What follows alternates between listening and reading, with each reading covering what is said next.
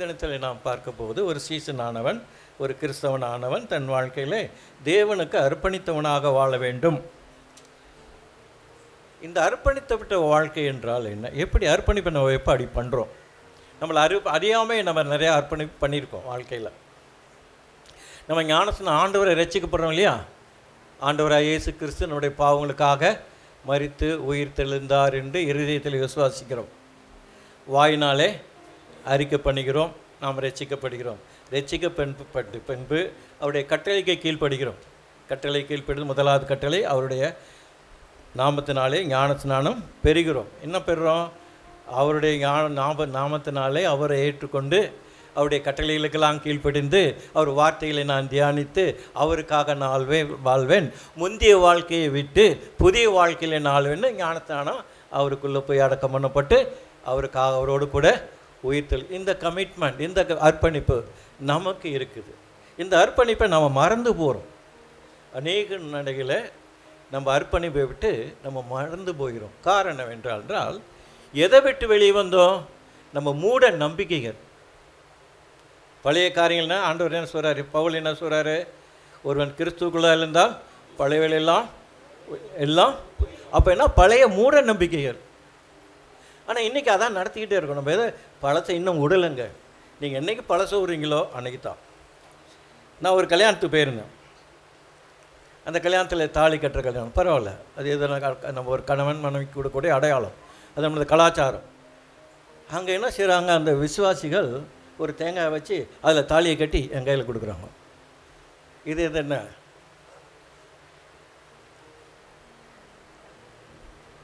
மூட நம்பிக்கை. நான் ஆண்டவர் ஏற்றுக்கொண்டேங்க, ஆனால் அதை செய்வேன். யார்? சீசன். அப்புறம் எப்படி உங்கள் வாழ்க்கையில் கர்த்தர் எல்லா நீங்கள் நினைக்கிறீங்க, ஐயா வாரம் சொல்கிறார், உங்களை ஆசீர்வதிப்பார், உங்களை உயர்த்துவார், எனக்கு பெருமையாக இருக்கும். ஆனால் யாரையும் உயர்த்தின மாதிரி தெரியல, யாரையும் ஆசீர்வதித்த மாதிரி தெரியல. ஹலோ, இருக்கீங்களா? தூங்கிறாதீங்க. தேவனுடைய பிள்ளைகள் வாழ்க்கையில் நம்ம கர்த்தர் பிள்ளையாக இருந்தால் எல்லாருக்கும் கர்த்தர் பிள்ளைன்னு தெரியணும். நான் மேட்டுக்குப்பத்தில் போவேன், அங்கே யாருமே கர்த்தர் பிள்ளைன்னு தெரியல. ஒருத்தர் நான் இப்போ விளக்க மரத்தை பெருக்கி இப்படி ஆட்டிக்கிட்டு இருப்பாங்க, ஒருத்தர் துணி துவைக்க போவாங்க, ஒருத்தர் என்னடா இன்றைக்கி வெளி வியாழக்கிழமை இன்றைக்கி வந்து பைபிள் ஸ்டடி பாஸ்ட் ஒரு வாரம் நினைக்க மாட்டாங்க. நீ பார்த்து எனக்கு வேடிக்கை பார்த்துட்டே போவேன். சில பேர் என்னை பார்த்து தோத்தர் சொல்லுவாங்க, என்னை பார்க்காத மாதிரி பெருக்கிட்டே இருப்பாங்க, ரொம்ப பிஸியாக. சில பேர் துணி துவைச்சிட்டே இருப்பாங்க. ஒருத்தர் கதவை திறந்து வெளியே வர்றாரு, என்னை பார்க்க கூட மாட்டார். எனக்கு இதெல்லாம் பார்த்து ரொம்ப சந்தோஷமாக இருக்கும். கர்த்தருடைய பிள்ளைகள் எவ்வளோ நல்லா இருக்கிறாங்க பாருங்கோ, நான் எவ்வளோலாம் ரசிச்சுட்டு வருவாங்க. நான் டெய்லி ஒரு வாரமும் 2 வாரம் அங்கே வர அந்த இடத்துல. காரணம் என்னன்னா, நம்முடைய அர்ப்பணிப்பை மறந்து போகணும், மூட நம்பிக்கை செய்ய ரெடியாக இருக்கிறோம். நிறைய பார்க்குறேன், நிறைய காரியங்களை நம்ம கர்த்தரை மறந்துடுறோம். சரிங்க, நம்ம மறந்துடுறது மட்டும் இல்லை, நம்ம ஒரு வார்த்தையில் செய்கிறோமா? உண்மையான அர்ப்பணிப்பு என்ன? உண்மையான அர்ப்பணிப்பு என்பது நாம் கடவுளுக்கு முன்னுரிமையை கொடுத்து இயேசு கிறிஸ்துவை பின்பற்றுவதனால் நான் வாழ்க்கையில் அவர் கொடுத்த கட்டளையின்படி நடப்பதே அர்ப்பணிப்பு. 2வது அர்ப்பணிப்பு என்றால், டைமில் நான் சீக்கிரமாக போகிறேன். 2வது அர்ப்பணிப்பு என்றால் என்ன என்றால், எல்லாவற்றிற்கும் நம்முடைய கர்த்தராய தேவனுக்கு, பிதாவாய தேவனுக்கு, நம்முடைய போதனைக்கு தீவிரமாய் அதற்கு கீழ்ப்படுகிறவர்களாய் வாழ வேண்டும். 3வது அர்ப்பணிப்பு என்றால், நீங்கள் செய்யக்கூடிய எல்லா காரியங்களிலும் தேவன் உங்கள் வாழ்க்கையிலே வெளிப்பட வேண்டும். நீங்கள் உண்மையாக அர்ப்பணித்திருந்தீங்கன்னா நீங்கள் செய்யக்கூடிய காரியங்களிலே கிறிஸ்து உங்களிலே வெளிப்பட வேண்டும். 4வது பார்த்தோன்னா, நீங்கள் அர்ப்பணித்திருக்கிறேன் என்று சொன்னால் அடையாளம் என்றான்னு சொன்னால், உங்கள் வாழ்க்கை எப்பொழுதும் தேவனுக்கு முன்பாக, மனிதர்களுக்கு முன்பாக பரிசுத்த வாழ்க்கையாக இருக்கும். 5வது அர்ப்பணிப்பு என்பது, அவருடைய வழிகளிலே நாம் நடக்கும் பொழுது, அவருடைய வார்த்தைகள் இப்படி நடக்கும் பொழுது நம்ம வாழ்க்கை மற்றவருக்கு எடுத்துக்காட்டாக இருக்கும். நீங்கள் அர்ப்பணித்திருந்தால், நீங்கள் அவருடைய வார்த்தையின்படி நடக்கும்போது அந்த உங்கள் வாழ்க்கை அநேகருக்கு எடுத்துக்காட்டாக இருக்கும். 6வது பார்க்கும் பொழுது, முழுமையான அர்ப்பணிப்பு என்பது நம் கிறிஸ்து நம்ம வாழ்க்கையிலே ஒவ்வொரு நாளும் நம்மளை போதித்து நடத்தக்கூடியவராக இருப்பார். ஆவியான் இருந்தால் அவர் உங்களுக்கு சகல பாவங்களையும் கண்டித்து உணர்த்தக்கூடியவராக இருப்பார். காரணம் உங்கள் அர்ப்பணிப்பு. 8வது, நீங்கள் உண்மையாய் அர்ப்பணித்து இல்லாவிட்டால் கிறிஸ்துவுக்காக வாழ முடியாது. நீங்கள் முழுமையாய் உங்களை அர்ப்பணிக்காவிட்டால் நீங்கள் கிறிஸ்துவுக்காக வாழ முடியாது. 9வது, நீங்கள் அர்ப்பணிக்காவிட்டால் உங்களுடைய வாழ்க்கை பக்தி மார்க்கத்தை சேர்ந்ததாக இருக்காது. முழுமையான பக்தியோடு தேவனுக்கு நாம் வாழ முடியாது. நாம் முழுமையாக கர்த்தருக்கு நம்ம அர்ப்பணிக்காவிட்டால் நம்ம வாழ்க்கையிலே அவருக்கு பக்தியாய் நாம் வாழ முடியாது. அடுத்தது கடைசியாக பார்க்குறோம், the love is a foundation of the dedication.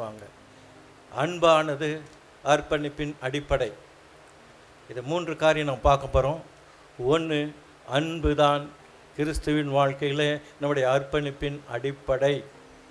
அதனால்தான் லூக்கா எழுதின சுவிசேஷத்தில் ஒரு நியாயசாஸ்திரி 10ஆம் அதிகாரத்தில் கேட்குறான், நான் எதை தலையாய் கற்பனை எதுன்னு அவரை கேட்குறான்.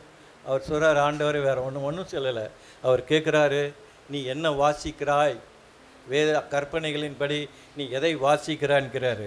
நீங்கள் லூக்கா எழுதின சுவிசேஷம் 10ஆம் அதிகாரம் 27ஆம் வசனம் படித்தீங்கன்னா அவன் சொல்கிறான், அவன் பிரதியுத்தரமாக, உன் தேவனாகிய கர்த்தரிடத்தில் உன் முழு இருதயத்தோடும் உன் முழு ஆத்துமாவோடும் உன் முழு பலத்தோடும் உன் முழு சிந்தையோடும் அன்பு கூர்ந்து உன்னிடத்தில் அன்பு கூறுவது போல பிறனிடத்தில் அன்பு கூறுவாயா என்று எழுதியிருக்கிறது என்றான். கேட்குறான் அவசரம். அவன் பிரதியுத்தரமாக, உன் தேவனே ஆகிய கர்த்தரை எப்படி முழு இருதயத்தோட முழு ஆத்மாவோட முழு பலத்தோட முழு சிந்தையோட 4 காரியங்களை சொல்கிறான். நீங்கள் உங்கள் தேவனாகிய கர்த்தரை நீங்கள் அர்ப்பணித்திருந்தீங்கன்னா அவரை நேசிக்காமல் நீங்கள் அவருக்கு உங்களை அர்ப்பணிக்க முடியாதுங்க.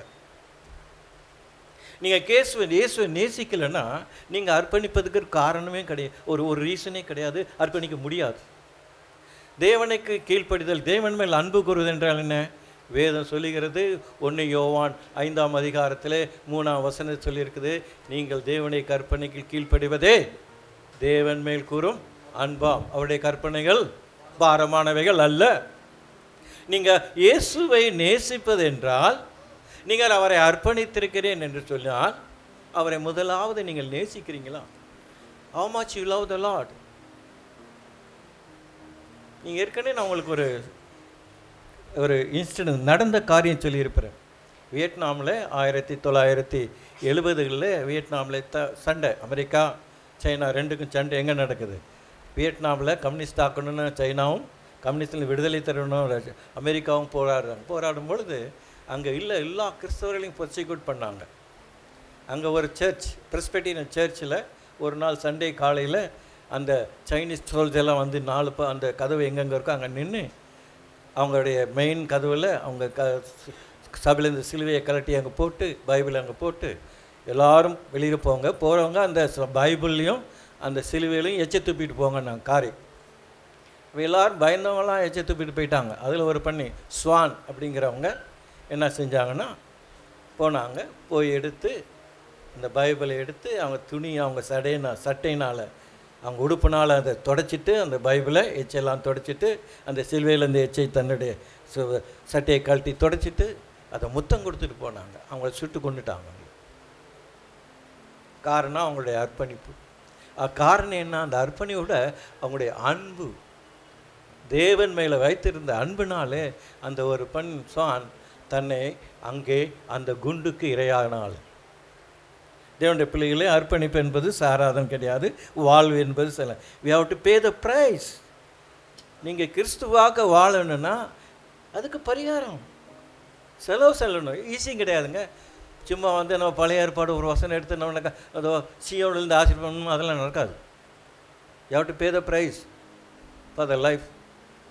ஆண்டவர் உங்களுக்காக இப்போ கிரயம் செலுத்திட்டார். சிலுவையில், கல்வாரி சிலுவையில் இயேசு கிறிஸ்து சஞ்சீவனை கொடுத்து நமக்காக கிரியை செய்ய, நமக்காக என்ன செஞ்ச கிரயம் கொடுத்து நம்மளை மீட்டு கொண்டு இருக்கிறார். ஆகினாலே முதலாவது அர்ப்பணிப்பு என்பது அன்பின் அடித்தளம். நீங்கள் அன்பாய் இருப்பதே உங்கள் தேவனுக்கு நீங்கள் செய்த முதலாவது அர்ப்பணிப்பு. ரெண்டாவது பார்க்கிறோம், அர்ப்பணிப்பிலே நாம் பார்க்கும்போது அர்ப்பணிப்பிலே நாம் உறுதியாக இருக்க வேண்டும். அர்ப்பணிப்பிலே நிச்சயமாக இருக்க வேண்டும். நான் அர்ப்பணித்தில் நிச்சயமாக இருக்கிறேன், நான் அர்ப்பணித்த காரியத்திலே நான் வெகு உறுதியாக இருக்கிறேன், அதிலிருந்து எந்தவித மாற்றமும் கிடையாது, மாற்ற முடியாது, மாற்ற மாட்டேன். அதில் பார்த்தீங்கன்னா வேதத்தில் ஒரு சிறந்த இடம் இருக்குது, சிறந்த மக்கள் இருக்கிறார்கள். அவர்கள் எப்படி தங்களை அர்ப்பணித்தார்கள் என்பது எனக்கு அந்த அந்த அந்த அந்த அந்த பகுதியை ரொம்ப நாள் படிப்பேன், அதிக நாள் படித்து தியானிப்பேன். அதை பார்த்து நான் சில நேரங்களில் படிக்கும் போதே எனக்கு அழுகை வந்தது. ஏன்னு கேட்டால் அந்த மாதிரி நான் இல்லை.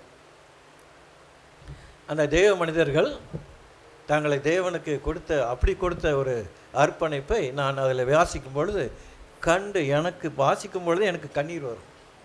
காரணம் என்னன்னா, நான் அந்த அளவில் என்னுடைய தேவனாய் கர்த்தர் எனக்கு அர்ப்பணித்த அர்ப்பணிப்பில் நான் அவருக்கு அர்ப்பணிப்பாக இல்லைங்கிறத நான் உணர்வேன். தேவனுடைய பிள்ளைகளை என்றைக்கே நாம் உணரணும், நாம் அர்ப்பணித்த நான் உறுதியாக இருக்கிறேன், நிச்சயமாக இருக்கிறேன்னா வேதத்தை வாசிக்கும்போது அது நம்மளோடு பேசும். அப்போ நான் உணர்ந்தவனாக நான் வாழணும். ஏனோ தானோ என்ற வாழ்க்கை அல்ல. இந்த வாழ்க்கை அர்ப்பணிக்கப்பட்ட வாழ்க்கை, கர்த்தருக்கென்று வாழக்கூடிய வாழ்க்கை, எனக்கு கர்த்தர் நியமித்த ஒரு வாழ்க்கை, கர்த்தர் என்னோடு கூட இருக்கிற ஒரு வாழ்க்கை. உங்களை அவர் அனாதை வீட்டில் அவர் உங்களோடு கூட இருக்கிறேன் சார். இதோ உலகத்தின் முடிய பரியந்தம் உங்களோடு கூட இருக்கிறேன், உங்களை நான் விட்டு விலகுவதும் இல்லை, கைவிடுவதும் இல்லை. நிறைய வாக்குத்தத்தம் கொடுத்திருக்கிற தேவன் ஒருபோதும் நம்மளை விட்டு விலகாதவராக இருக்கிறார். நான் அநேக தடவை அவரை விட்டு விலகிறேன். பாவம் செய்யும் போது அவரை மறந்துடுறேன். பொய் சொல்லும்போது நம்ம நிறைய பொய் சொல்கிறாங்க இல்லையா, நிறைய ஆண்டவர் ஏமாத்துறோம். ஜெபத்தில் பாருங்கள், நிறைய நான் கவனிப்பேன். கோடான கொடி ஸ்தோத்திரம் ஆண்டவர், நான் ஒரு வாரத்தில் கோடான கொடி ஸ்தோத்திரம் வந்துட்டா எவ்வளோ எவ்வளோ எவ்வளோ தைரியமாக போய் சொல்கிறோம். சில நேரத்தில் அவங்க திடீர்னு பார்த்தோன்னு வர சொல்ல, உங்களுக்காக நான் ஜெபம் பண்ணுறேன் பிரதர். அப்படியா, எனக்கு என்னைக்காவது ஃபோன் பண்ணிங்களா, எனக்கு என்ன விசாரிச்சிங்களா, நான் எப்படி இருக்கிறேன்னு? எப்படி ஜெபம் பண்ணுவீங்க? என்னை பற்றி ஒன்றும் தெரியாது, ஒரு ஒரு ஒரு 2 வருஷமாக பார்க்குறதில்ல, 3ஆவது வருஷம் பார்க்க என்ன சொல்லுது, ஒருபோது பிரதர் உங்களை மறக்கிறது பிரதர் பிரதர் பிரதர் சிஸ்டர் என்னையா ஜெபம் பண்ண எனக்காக? ஏன்னா எனக்கு ஜெபம் எனக்கு ஃபோன் பண்ணல, நான் எப்படி இருக்கிறேன்னு சொல்லி, நான் மண்ணா இருக்கேனா, நாசம் பண்ணனா, நல்லா இருக்கானா, கெட்டு பண்ணனா, எதுவுமே தெரியாது. இது இது இது இது வந்து தைரியமாக சொல்லுவாங்க, நம்மளும் தைரியமாக. ஏன்னா அர்ப்பணிப்பு இல்லைங்க. நீங்கள் அர்ப்பணித்திருந்தால் நீ சொல்ல மாட்டீங்க. அதில் அப்போது இந்த மக்களை பார்க்கும்பொழுது ரொம்ப அழகாக இருக்குது. அவங்க தான் யார்? தானியல் புஸ்தகத்தில் எழுதப்பட்ட தானியல், அசரியா, மெஷாவேல் அண்ட் அனனியா, 4 பேர். தானியல், அனனியா, மிஷாவேல், அசரியா, இந்த 4 பேரும் அவங்கள கூட்டிகிட்டு போகிறாங்க. இங்கே யூதா தேசத்தில் இருந்து கல்தேயர் தேசமாகிய பாபிலோனுக்கு கொண்டு போகிறாங்க. கொண்டு போய் அவங்கள நேர்த்தி பண்ணுறாங்க. அவங்க என்ன சொல்கிறாரு, நீங்கள் பாபிலோன் படித்து நான் 3ஆம் வசனம் 1ஆம் அதிகாரம், தானியேல் எழுதின நிருபம் புஸ்தகம் 3ஆம் அதிகாரம், ராஜா 1ஆம் அதிகாரம் 3ஆம் வசனம் படிங்க.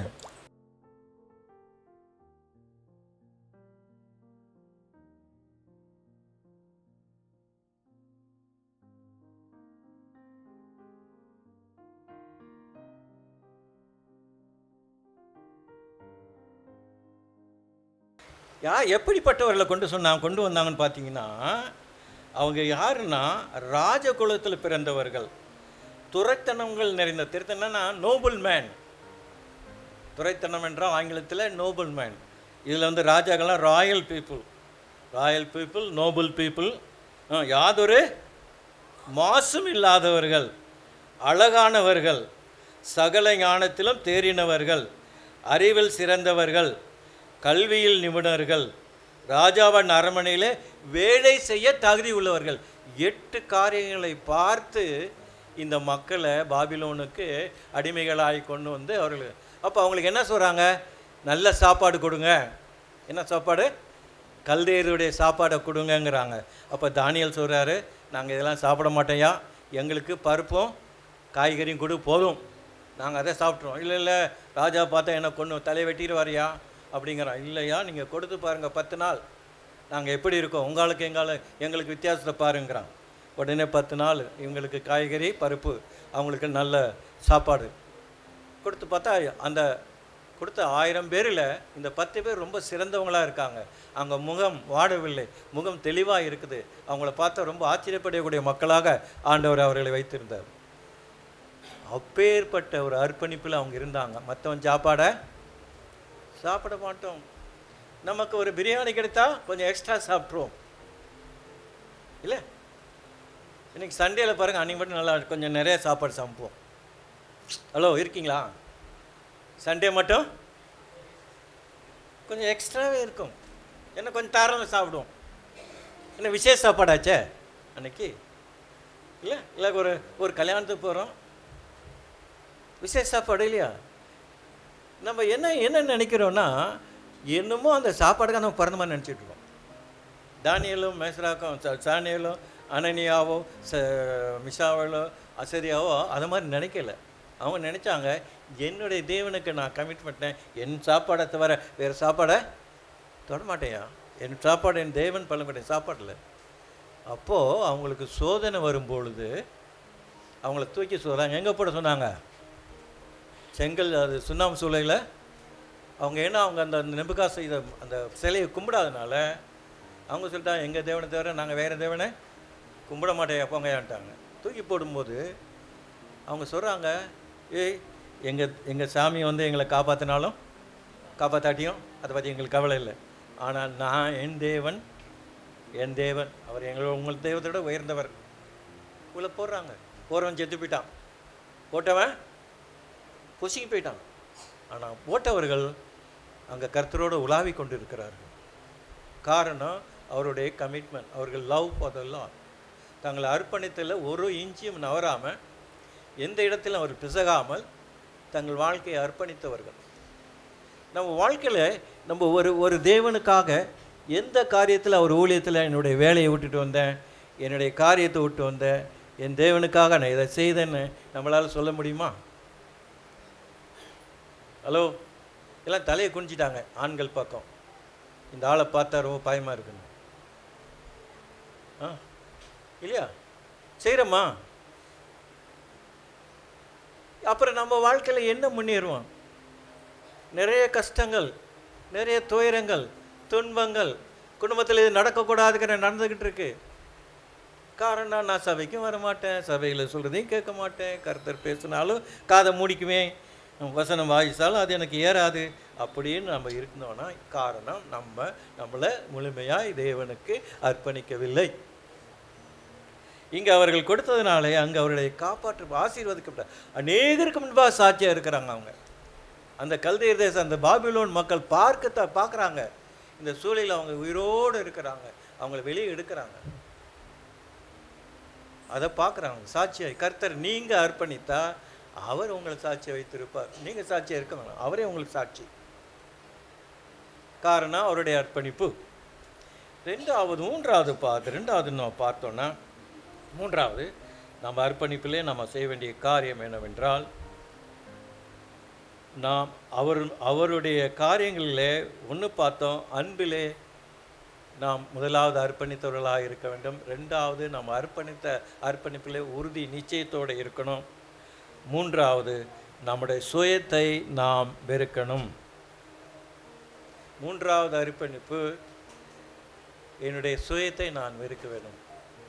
நம்ம சுயத்தை வெறுக்காவிட்டால் அவருடைய பிள்ளைகளாகவோ அவருடைய சீசர்களாகவோ அவருக்கு சாட்சியாகவோ அவருடைய காரியங்களை செய்யக்கூடிய ஊழியக்காரராகவோ இருக்க முடியாதுங்க. கமிட்மெண்ட், சுயத்தை வெறுக்கணும். அதுக்கு தான் ஆண்டவர்கிட்ட கேட்குற பேதுரு பார்த்து சொல்கிறார் ஆண்டவர். மார்க் எழுதின சுவிசேஷம் 8ஆம் அதிகாரம் 34ஆம் வசனத்தில் இந்த மாதிரி ஆண்டவர் சொல்கிறார்.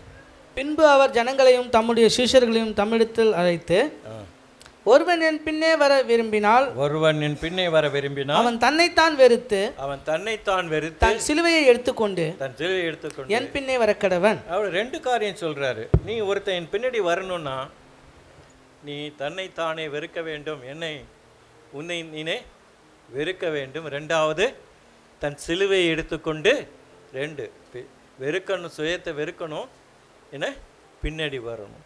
தன்னைத்தானே வெறுத்தது என்றால் என்னங்க?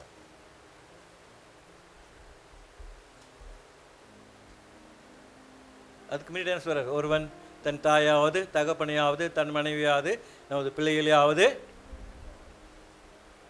வெறுக்காவிட்டால் எனக்கு சீசனாக இருக்க மாட்டான். இது ஒரு பக்கம். அது மட்டுமல்ல, இந்த தன்னைத்தானே வெறுப்பது என்பதற்கு முன்னாடியே ஒரு அர்த்தம் சொல்லுகிறார் ஆண்டவர். வேதத்தில் நீங்கள் படிச்சீங்கன்னா ஒரு காரியத்தை புதிய ஏற்பாட்டில் ஆண்டவர் சொல்வதற்கு முன்பாக சொல்லியிருப்பார் அதனுடைய விளக்கத்தை, இல்லது அதை சொன்னபடி பின்பக்கம் விளக்கி சொல்லியிருப்பார்.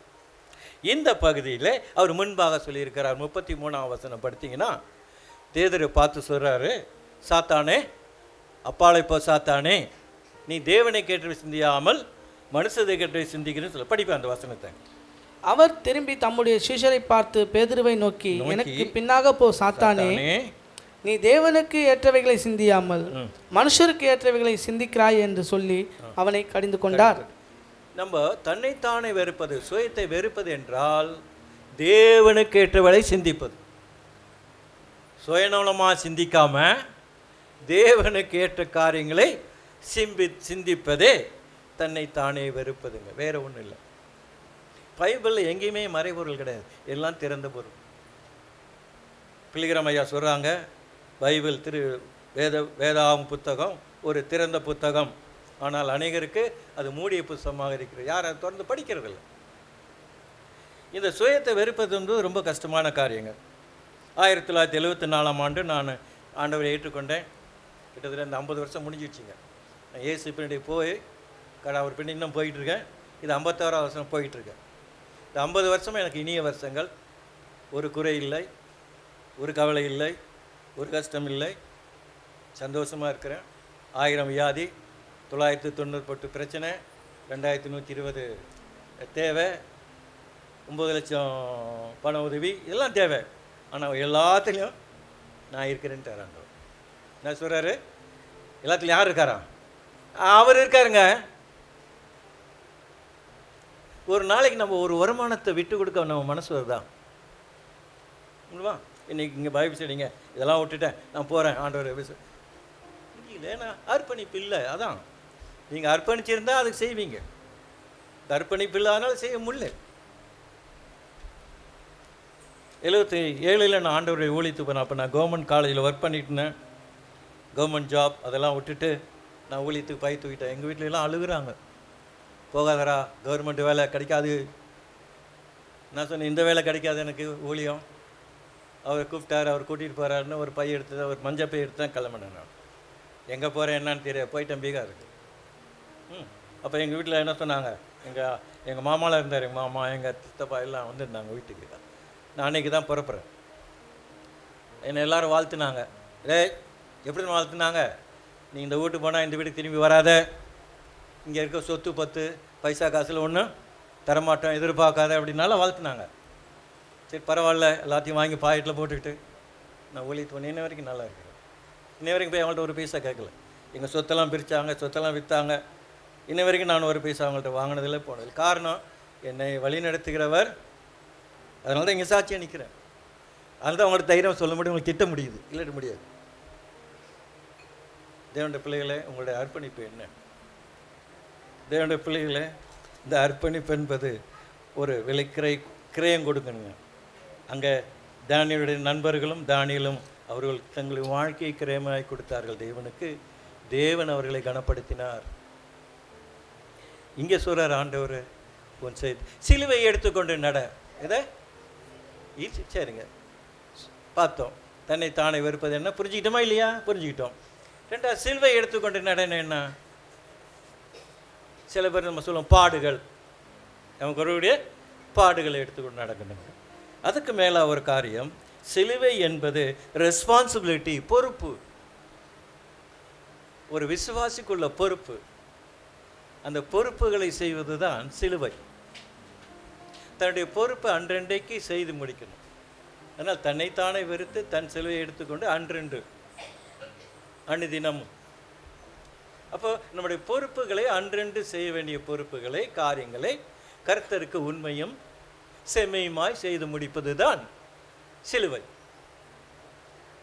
தேவனுடைய பிள்ளைகளே, இது எல்லாம் நமக்கு ஆண்டவர் கொடுத்திருக்கிறார். நம்மளாம் பாக்கியவான். இது ஒரு சிம்பிள் ஒர்க். இது வந்து பெரிய கடினமான காரியம் இல்லை ஆண்டவருக்கு அர்ப்பணிப்பது வாழ்வது. நான் எப்போது டயத்துக்கு மேலே போக மாட்டேன், கவலைப்படாதீங்க. I am very strict in time. ஒரு சபைக்கு லேட்டாக வர்றது எனக்கு பிடிக்காது. நீங்கள் வந்தால் அது உங்களுக்கு பிடிக்கும். அதை பற்றி நான் கவலைப்படல. ஆகையினால் இந்த அர்ப்பணிப்பில் கடைசியாக முடிஞ்சிடுவோம். 2 காரியங்களை பார்த்து உபாகம புஸ்தகம் 23:21 நீ உன் தேவனாகிய கர்த்தருக்கு பொருத்தனை பண்ணியிருந்தால் அதை செலுத்த தாமதம் செய்யாதே. உன் தேவனாகிய கர்த்தர் அதை நிச்சயமாய் உன் கையில் கேட்பார். அது உனக்கு பாவமாகும். நீங்க பொருத்தனை பண்ணின காரியத்தில் செய்யாம போனீங்கன்னா அது உங்களுக்கு பாவம். இதாங்க. இன்னைக்கு நீங்க எந்த விதத்தில் பொருத்தனை பண்ணியிருக்கீங்க? இப்போ பொருத்தனை பண்ண போறீங்களா, இல்லை பொருத்தனை பண்ணலாமா, இல்லை அப்படியே எழுந்து போயிடலாமா? என்ன செய்யலாம்? பொருத்தனை பண்ணணும். ஒரே ஒரு அம்மா தான் சொல்கிறாங்க, பொருத்தனை ஹலோ பண்ணுங்க. நான் பண்ண மாட்டேன். அவர்களுக்கு அவர் தான் பொருத்தனை பண்ணணும். உங்களுக்காக நான் பொருத்தனை பண்ண முடியாது. உங்களுக்காக நான் சிலுவை சுமக்க, என்னுடைய சிலுவை தான் நான் சுமக்க முடியும். என்னுடைய சிலுவை தான் நான் சுமக்க முடியும். உங்கள் சிலுவை நான் சுமக்கவே முடியாது. ஆகினால நான் தேவன் மேல் அன்பாக இருப்பேன் என்ற அர்ப்பணிப்பை நாம் எப்பொழுதும் மனதில் நிறுத்தியிருப்போம். என்னுடைய அர்ப்பணிப்பு எப்பொழுதும் தியாகமானது. அது ஒருபோதும் அதை எடுத்துட மாட்டேன். 3வது, என்னுடைய அர்ப்பணிப்பு என்னுடைய சுயத்தை வெறுப்பது. நான் அல்ல, இனி கிறிஸ்துவே. நான் பிழைத்திருக்கவில்லை, என்னிலை பிழைத்திருப்பவர் கிறிஸ்து என்ற அர்ப்பணிப்போடு வாழ்வேன் என்று ஆண்டவருக்கு ஒப்புக் கொடுப்போம். ஆண்டவர் நிச்சயம் நம்மளை ஆசீர்வதிப்பார். ஜெபிப்போம்.